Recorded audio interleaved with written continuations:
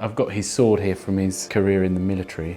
It's just quite nice to have that memento of him, and the hilt is hand stitched, it's a leather hilt, and it kind of ties in back nicely with what I'm doing.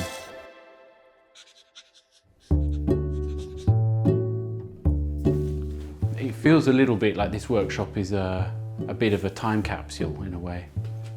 I was always interested in traditional aspects of British life because I just had this idealistic image of England in my mind because I grew up in France.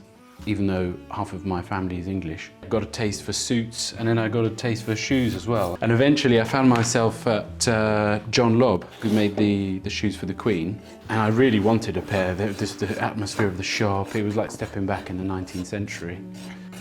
And so I just thought maybe I could learn to make a pair. And that's how I learned.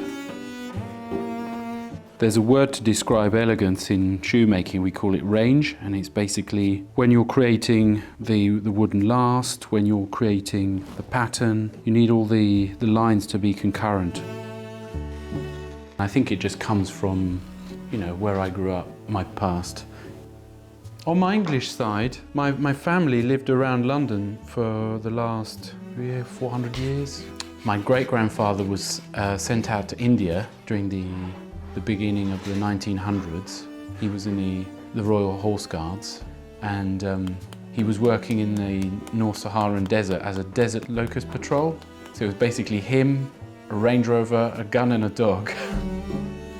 This sword's about 100 years old already, but it's just standing up beautifully. And this is just a parade sword. It's a lovely thing to have around, and good connection with the past. It's actually stingray, and the only reason I learned is, well, through shoemaking basically. You make shoes out of it as well. And then on my French side, I think what I'm doing nowadays has a lot more kind of connection, because I think my French ancestors worked with their hands a lot. My great-grandfather, he was actually a shoemaker. My grandmother, who the only thing she knew about this particular person is that he toiled and that he was a shoemaker basically. And so this was about 3 or 4 years into me taking up shoemaking.